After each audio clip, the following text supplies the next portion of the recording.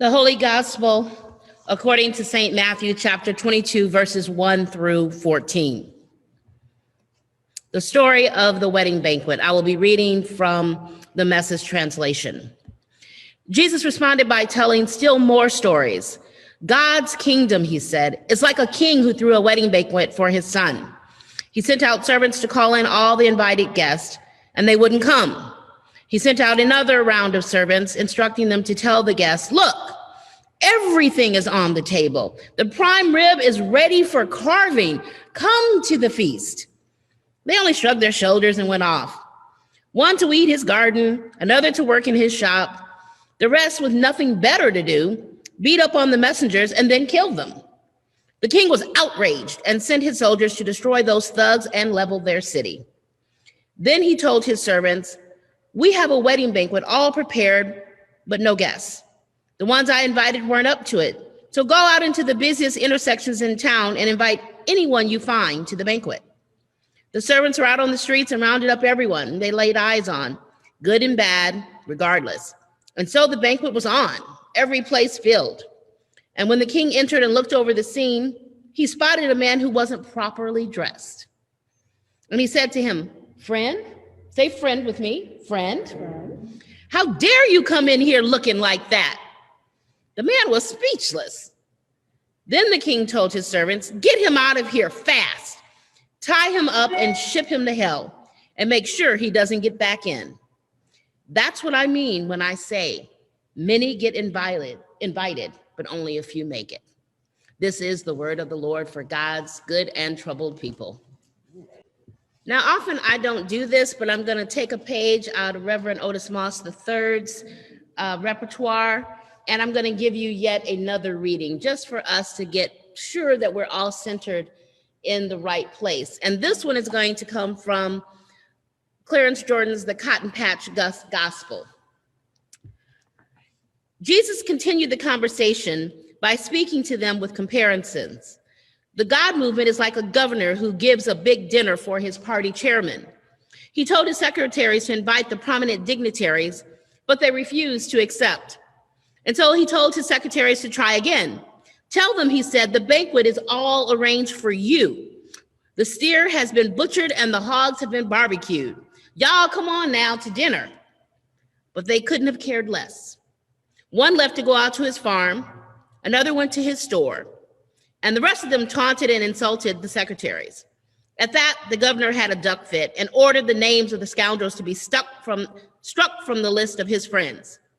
Then he said again to his secretaries, plans for the banquet are all made, but the people I have invited aren't fit to come. So go to the various precincts and whoever you find there, invite them to the banquet. Well, they went to the precincts and brought in everybody they could find, good and the bad. The banquet hall was filled with guests, and the governor went in to greet them. And there he saw that same guy sitting at the table who looked and smelled like he had just come in from his farm. The governor said to him, hey, buddy, how did you get in here looking and smelling like that? He just clammed up. Then the governor said to the waiters, tie the bum and throw him out into the back alley.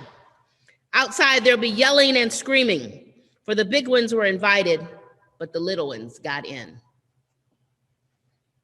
I'm hoping this is making it abundantly clear that sometimes we have people at the top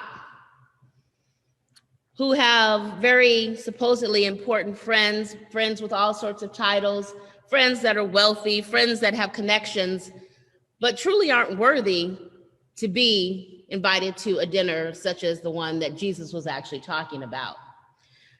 And I think it's ironic that in this story, of course, in this parable, that folks that were invited on these, the ones that you expect to show up, the dignitaries of our cities, the dignitaries of our country, snubbed the king, or in this case, we don't have a king, so I would say the president, and didn't show up.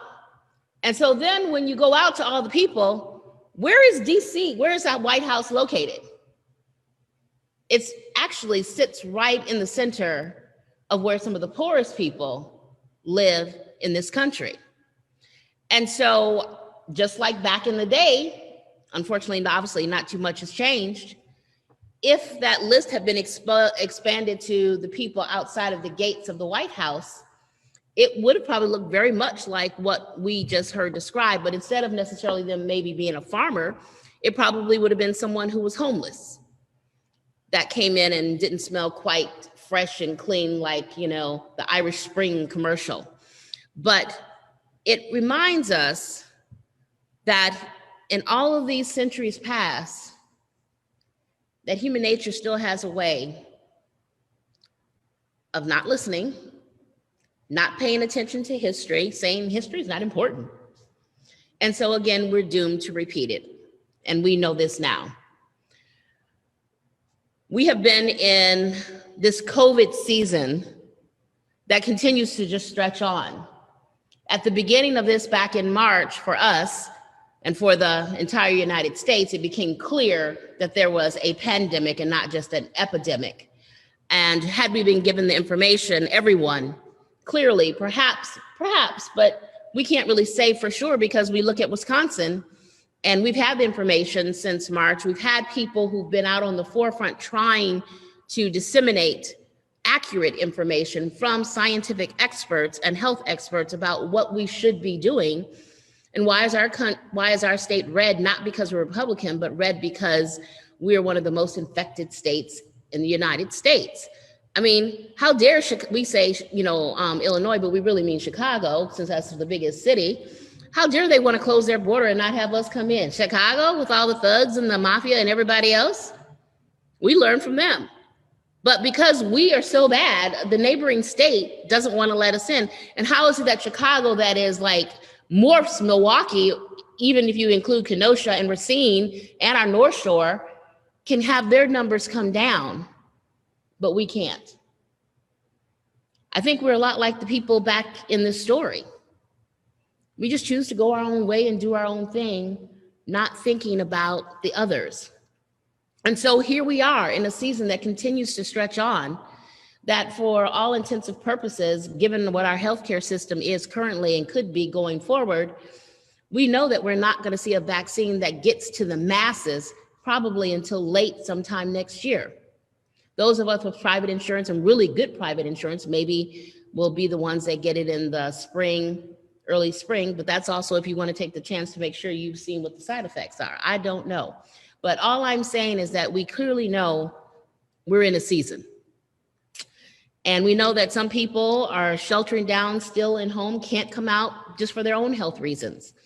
Others still are trying to be connected with very small circle of people, or virtually online if they're blessed to even be able to have internet or a hotspot. But regardless, I know that I'm exhausted. I know that all the folks sitting here, and when I say all, it's like 6, are sitting here, are exhausted. And I know that people at home who are tuning in are grateful that they're able to tune in, but they're also exhausted that we can't be physically together. And so we hear in our lessons this morning, and it's not too surprising, what happens when people get exhausted. We hear idolatry. If we looked at the alternative text for the Old Testament, it was Exodus and about the folks being led out. And of course, Moses getting really fed up and saying, God, look what your people did. And God's like, no, your people I led them out and look what they're doing. And finally, it's like, why can't we just be grateful for what we asked for? But then, of course, there's that thing called patience in the middle. That's where we sort of forget what has been done for us. And then because we're exhausted, we start turning on one another and turning back to what was easiest, even if it was wrong. And so we find ourselves, I think, with all this anxiety that's being increased for people who never had anxiety disorders or who never felt anxiety or feeling some now, just because this is going on and we don't see a finite time where we can say it will be over by May 20th of 2021. And so it's difficult. And give yourselves a break, because this is hard for everybody. Some of us are managing it well publicly, but that doesn't mean that at home we're not struggling just like you are. And then, of course, in the midst of all that, we throw in all the divisions on ethnic, racial, economic, political. I mean, you're like, where is there any solace? And it's hard for us, those of us of faith, to try and figure out how do we maintain our spiritual equilibrium during such an ugly time and such an ugly time in history and an ugly season that we find ourselves. We look outside, we see the trees starting to turn. We are blessed to have the oranges and the reds and the yellows and so forth. But then it's like you see that in one moment and then you hear something ugly on the other side. And so it's a real hard place to try and figure out, how do I stay grounded? How do I stay calm? And you're like, I'm gonna breathe. Even if I don't like doing that, I'm gonna do this. I'm gonna close my eyes so I don't see the ugly people. I'm gonna close my eyes and maybe even close my ears for a minute so I don't hear the haters. Then I'm gonna open my eyes and hope that I've found my place where I know God resides with me, and that then I can push on for at least, let's just go for the next hour. I'm just gonna keep it real. Let's just see if we can go on for the next hour, then we keep going. But, I was talking to my mom, I was talking to some other people who are my elders, and they were telling me that this reminded them of the whole season with Vietnam. Like how the country was just really split. Like, of course we had the Voting Rights Act and all that sort of, we had won that one, but then it was the Vietnam stuff. And that also was really splitting the country. And because some people felt we had no business being there. And then there were people who said, well, we still have to support, our soldiers that are there, even if it's for the wrong reason. So there was just a lot of stuff going on. And we know that our civil leaders, like the Reverend Dr. Martin Luther King and others, were also sort of at a crossroads at like, okay, we won this, but we know that this isn't it. We still have some ways to go. And so I started thinking about that. And then also I'm getting bombarded, thankfully, because it keeps me on point with Reverend Dr. William Barber's Poor People's Campaign, and about, morally and ethically what we're supposed to be doing as people of faith, but more importantly, what leaders in our faith homes are supposed to be preaching about and what we're supposed to be, saying. Hence, I'm too short for this is high today, but it says vote. So reminding us not only what our human duty is to one another, but part of that as our Christian faith is what is our civic duty to one another, to be able to ensure the kingdom of Christ comes to fruition. Not sometime in the next century, but we need to see some signs of it right now. And so I went back and I borrowed some words from the Reverend Dr. Martin Luther King. And you would think that it was being written today. He says, God has called America to be a great nation. Not to make it great, but for it to become a great nation. Nobody needs to be poor, whether they're Appalachian whites, whether they're Mexican Americans, whether they're Puerto Ricans, whether they're Native Americans or Indians, or whether they're Negro, which I prefer African descent or African American. But nobody needs to be poor in this rich country. The resources are in this nation. We have more than enough, even now in a recession. But the question is, how do we redistribute it? How do we distribute it, period, rather than hold it back? And the question is whether the will is there. And up to now, we haven't seen the will for the greater good of the people. These words that were adapted from Dr. MLK's speech to Chicago was on a joint Negro appeal on the 10th of December in 1967. Back then, there was this young female lawyer named Marian Wright, and it's the Marian that we're thinking of today, who proposed that the movement should focus its attention and resources on uplifting the invisible poor. And they didn't mean that the ones that we don't know exist, but the ones that we choose not to see. And she was inspired by Robert Kennedy's remark at that time in Congress that he said that we would never address issues of the invisible poor unless it became more uncomfortable for us not to do so. So think about where we are right now. Our country was founded on racism, but it has only become now, again, but in a much different way to me than like in the 60s and in the 70s, because in the 80s, we were living in the bubble of the Cosbys and Family Ties and all of that. We thought we were all good. But the young people today have pushed and said, y'all are hypocrites. Y'all have said this, and this to all of us. And it's not true. And we have had to own that my generation, Generation X, rested on the laurels of our parents' work during the 60s and the 70s, believing that we had finally arrived to a certain extent and thought that if our kids could get the higher educations and do all of these wonderful things, that that would make the world turn around. We got comfortable. Not that we weren't striving out there to move and then hopefully bring someone with us, but we forgot about the underlying current of what was still going on in this country. And that fundamentally in the core of who we are as people, most had not changed. It was still the status quo. And so we did not move until we were forced to move by people starting to see things that they didn't want to believe was true. People have been being lynched from the time we got here. It's never stopped. It just became more sophisticated. And now it didn't just stay with Black folks. It has been, what do you want to say, liberated to almost any group possible that we decide we don't like, or any person that we decide isn't worthy. And the young people are saying, not anymore.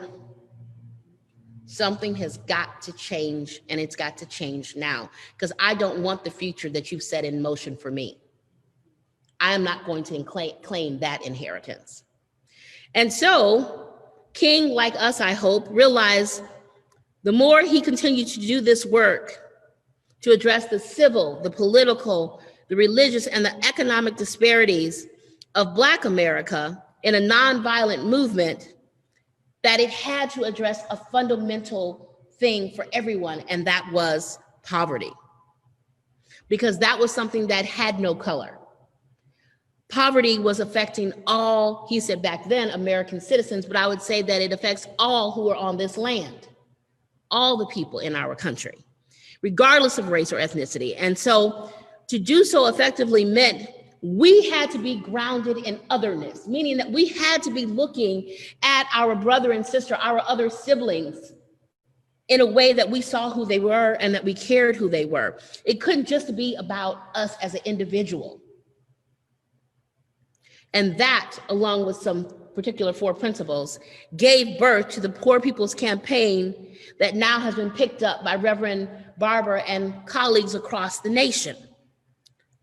But I want to stay with this otherness for a minute, because our second reading today from Philippians really talked about this otherness. Paul was on a rant with the Philippians, and it is this very thing that Paul was describing to them. And so I'm not surprised that they, as well as us, might have some angst, might have some anxiety that is going on. Because if you read the text slowly, he says in modern language, have no anxiety, blah, blah, blah, but with thanksgiving. Let your requests be made known to God. Now, sometimes we think Paul is mixed up. Like, we're not following Paul. Like, you're ranting on the one hand, and then you're going back to sort of your egoistic, all your high class, background and so forth. And so you're wondering, is it that we're supposed to file our requests to God and then God complies and then we give thanks? Is that the way it's supposed to go? I think a lot of us think that's the way it's supposed to go, and that's oftentimes how we might let's say, go about praying or asking for something. But no, that's not how it's supposed to go. It is supposed to go with thanksgiving. Let your requests be made known. So you start from a place of humility. You start from a place of giving thankfulness. So we begin with, in a word, gratitude. And Jesus invited the crowd to be rid of their anxiety by pointing to the birds in the air, by pointing to the wonderful colors of the leaves in the trees, and to the lilies in the field. Now, you know I don't have to go there with Alice Walker, or to the fields of purple that you can't help but exclaim how beautiful they are, and how dare you decide to ignore them as you pass by. Because this is the part that Paul was trying to help us understand, that God has given us beauty all now, but often we take it for granted that we're not even thankful. So then we start demanding what is owed to us because we're not starting from that place of thankfulness or humility. And so we hear God provides for them. Notice what God has done. Feel the blessings that you neglected to pay attention to, which is probably why you're anxious half of the time anyway. I mean, we are in an anxious mess because half of the time we're focusing on the wrong thing because we've never given thanks for the fact that I woke up this morning. I still have a job this morning, or I still have food in my refrigerator and freezer, that I still have a roof over my head. I still have a car that I can drive and fill up with gas. I still have parents that I can reach out to, even if I can't see them personally. I've hooked them up with a tablet or a Chromebook or something so that we can talk virtually. We forget about all those things and talk about, well, I can't go there and see them. I can't. But what about the cans?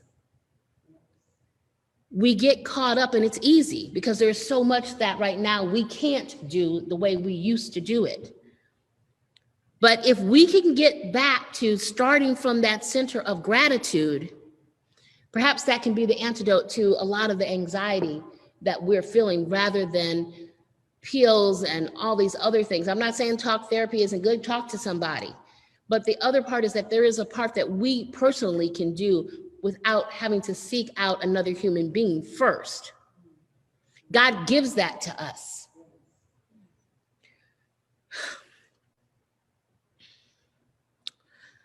Well,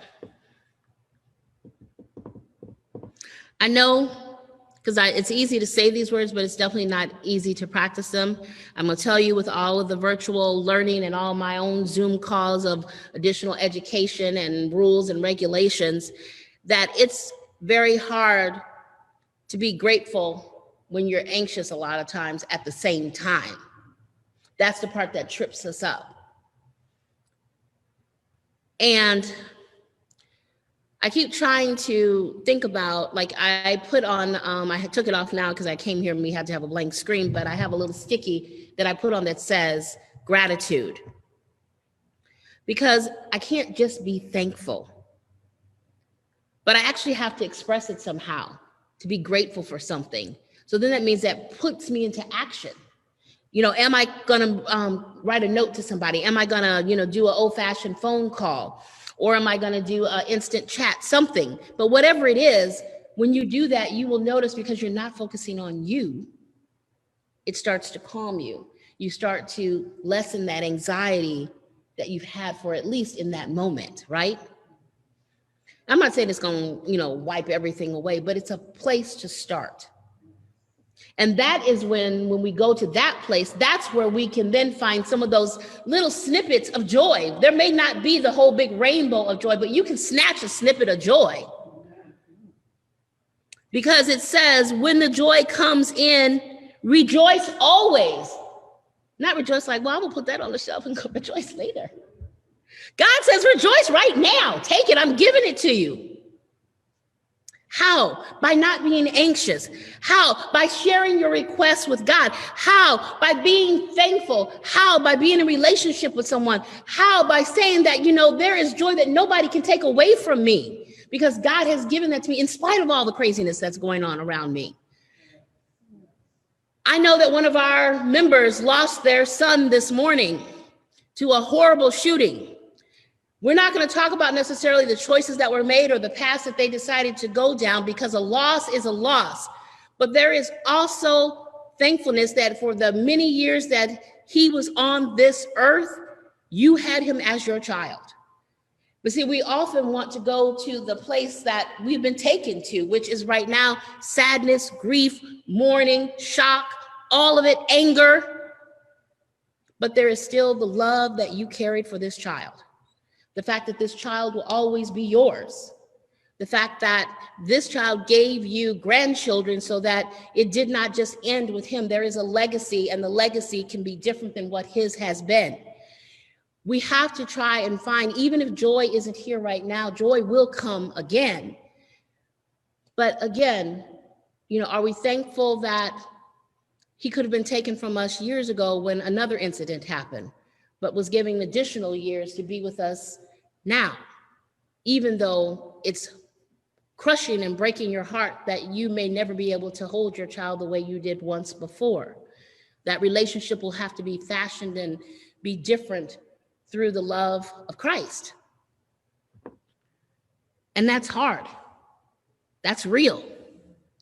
That is where all of us as community will live for a while. And we know that we have a matriarch that's also transitioning right now and is preparing her way to go to God.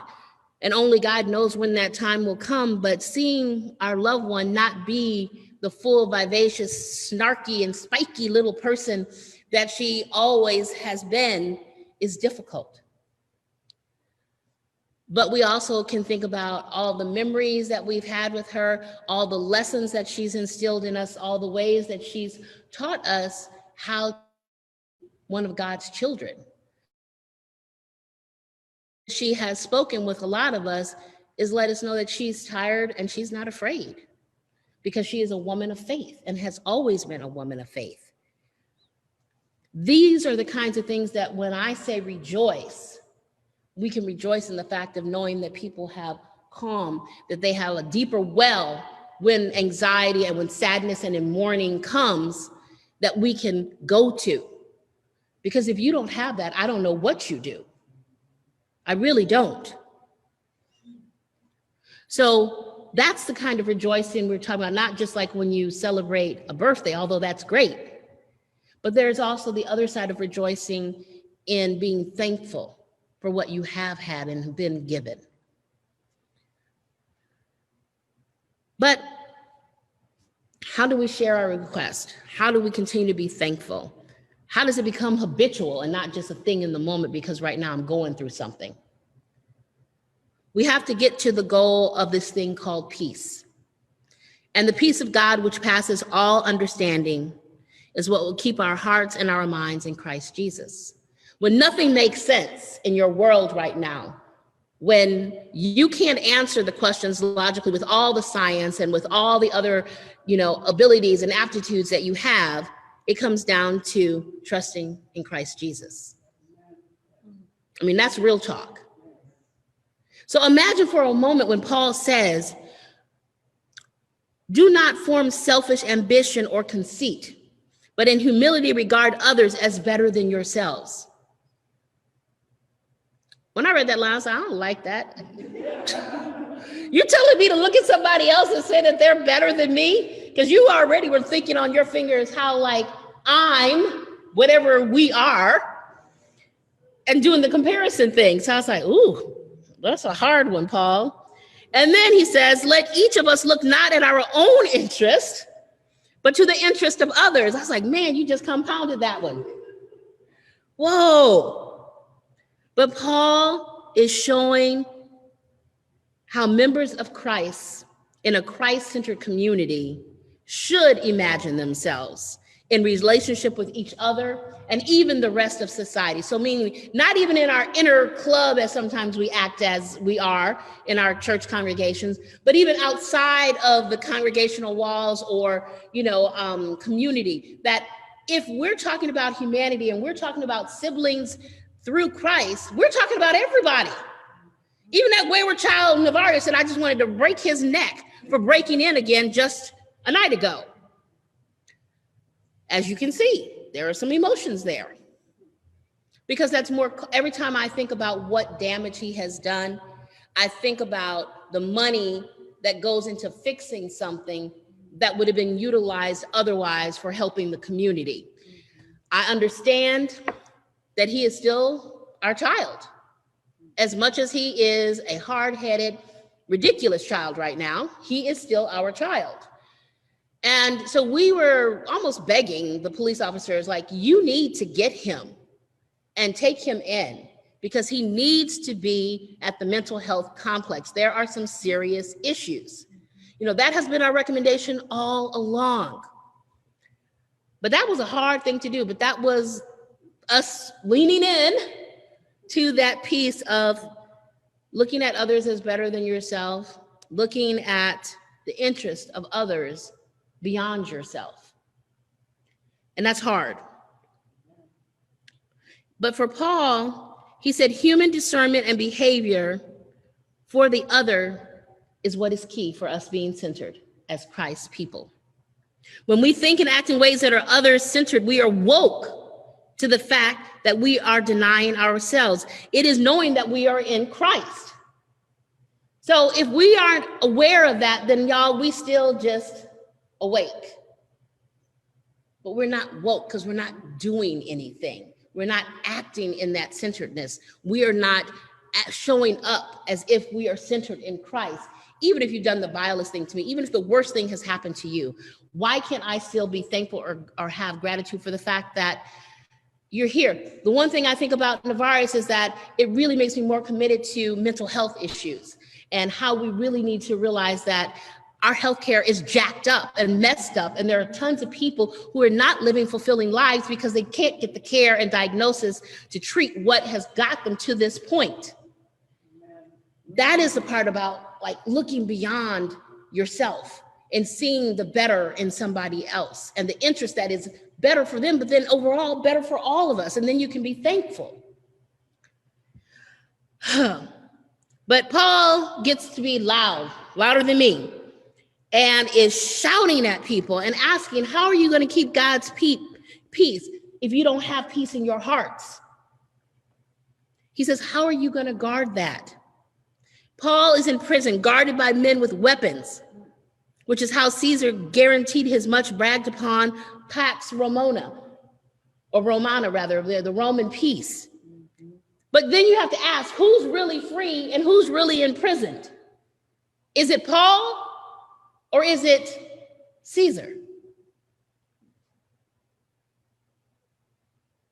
In God's hidden script, it's the armed soldiers and the emperor himself who are not free, but are in chains, while Paul is free as a bird, protected from them by the peace of God. So remember, being at peace with God and having your own inner peace with God does not guarantee that us as humans won't still do jacked up and hurtful things and mean things to you. That is not the guarantee that you're getting, but you are getting the guarantee that you can still appreciate other things about life because you're centered in Christ and you know that there is more than where you are right here in this moment. So if we want to be free too, then we must challenge ourselves like Paul did, to subject our collective mental orientation and our very self-identification to recognize and affirm the power and the presence of God through Jesus Christ in each one of us. But not so much just in us, but that imago Dei again, that image of God in someone else. Because when you look at someone else, you should see a reflection of yourself back, whether it's the worst of you or the best of you or that kind of wherever it is. But Paul's call is saying that we have to be one. So we can't single out somebody and say, you can't be a part of us or this because you did some really jacked up, messed up thing. We still have to bring them into the fold because that is what Christ said we had to do. We had to be made uncomfortable in our comfort and able to see what's going on with the others. And it is part of our job to bring those that are at the margins, those that are oppressed, those that are in bondage to him, to learn how to be thankful and to be free. Perhaps the joyous anxiety that is present in Paul's tone is the very possibility that he struggles the very real thing that happens in our communities, that we are not living in unity and therefore not living in a manner that is worthy of the gospel of Christ. How do we proclaim Christ and the good news if every time out of our mouth is something negative? Even when folks sometimes on a Sunday say they've gone to church, the next line is, and preacher didn't preach so good. Music was sort of flat today. They weren't on. Like that kind of thing. How is it that it's wrapped up in an individual? I don't have a direct line to Christ any more than you do. I have more responsibility about this place and hopefully speaking to you and being with you, but I don't have a closer connection to God than you do or Christ, unless it's because I pray more and you don't. I don't know. Only you know, because that's between you and your Savior. And it's not for me or for Dr. Rose or for Chuck or for any of us to make you be joyous. We can give you tools to remind you of what we've been blessed with and that we're grateful for. Grateful that we have music, grateful that we have a wonderful voice that sings, for readers that can give us the words so that you can hear it in different voices, different translations. All of these things are ways to prepare and open us up, and hopefully in all of this, you connect, because we're all built differently and we need different things at different times.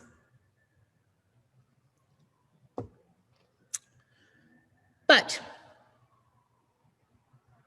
to break it down, very simple, I worry like Paul, that the beloved community as both individuals and as a whole are crippled by the divisiveness that we are now experiencing.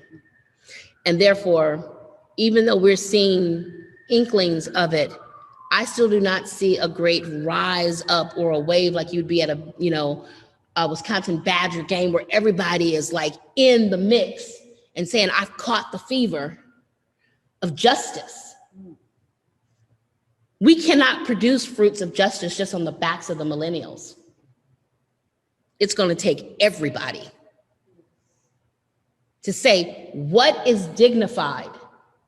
What does each human being deserve to have? Not the top 15% or 20%, but the masses of people. Remember when Jesus said we have to be innocent like the children? We need to look at the children because they'll remind us of what's important.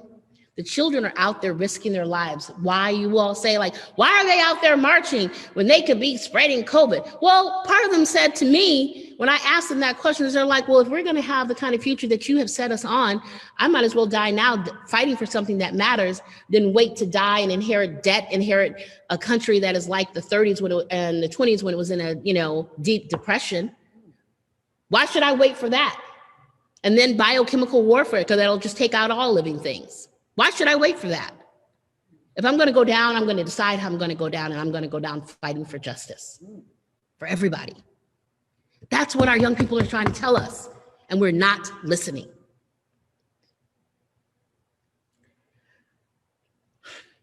Okay, I know, I got to calm down. I was reading a book from one of my Lutheran colleagues that I met when I was on the board at LSTC. And he wrote a book after Trump was elected president. And it's a very good book. And I borrowed some of his words because he is white. He has been a pastor for over, I think now 20 some odd years. He's in Austin, Texas, and his name is Michael Coffey. And he said some things that I think speak to where our country is, particularly when we talk about the dominant culture and a lot of white men in power or just white men. And he said, we continue to think of the church from a white us perspective, and we continue to see the non-white parts of the church as them, a some other that we benevolently choose to accept among us. We continue to privilege white culture in our decisions and evaluations about worship and church and life, rarely even aware that we are doing this. and insensitive to how it continues to exclude and diminish the rich church traditions of many cultures. Now, he went on and had a lot to say, but he talked about how even in the privilege that still exists, it is so hard for a lot of white men to make room to share the power, to be able to invite someone else to the table, to be able to be a true ally for humanity, not just a select group of people. And he said that if we continue that way, particularly within our Lutheran denomination, in so many words, he basically said we will die. And I would say we would deserve to die if we can't decide that any human being is worthy of having the good news proclaimed that Christ gives to us. And not just a Lutheran person, but any person. But beyond that, this whiteness that our church has perpetuated for centuries, I shouldn't say centuries, for hundreds of years, feels like centuries, doesn't stay in the church, does it? Because we don't live in the church. We live as a church community. But one of the reasons that this church is still only 3% of color, when there was an initiative to be 25% over 20 some odd years ago, is because folks didn't want to be uncomfortable. Folks, it is time, both within the ELCA and within our society, to be uncomfortable with the status quo. It is time for everybody to matter. Your race, your ethnicity, your sexuality, your gender doesn't matter in the sense of separating us. It matters in seeing the difference that God has given to us as a community, because we bring a lot to the table when we're not all the same. It matters when we remember that we're all flesh and blood, that is God's good creation. So then the answer becomes, or the answer I should say is, what will you do? But are we willing to create and sustain an environment, an America, that people have a reason to value, that they have a reason to fight for? I believe in living for something better rather than succumbing to fear and despair and division. The world has already given us that. But Jesus always promises something better. And that is what we're supposed to be sharing. There is something better, but we don't have to die to get it. We're supposed to have it right now, or be co-creating it right now. So in a time such as this, we must challenge ourselves to move in a unified and in a deliberate way to fully satisfy the needs of others. And in so doing, we'll satisfy our own needs. And God will make sure that our needs are met. Not our wants, not our demands, but our needs and probably some of our requests. But it will be according to God's riches and to God's grace through his son, Jesus Christ. Not on our terms, not on our merit scales, not on our comparisons, but on God's, on the grace, on forgiveness, and on love. We, like no time other than this, need to get uncomfortable, start from that place of calm, lower our anxiety, and then take a breath and step out on justice. Whether that's sitting down, calling up your senators or your congresspeople, getting out to vote, taking someone to the polls, taking someone food, praying for someone, calling someone, FaceTiming somebody, snail mailing somebody a note, whatever it is, get in the game of life where it counts, where it matters, and it matters now. Not yesterday, not tomorrow, but right now. Amen.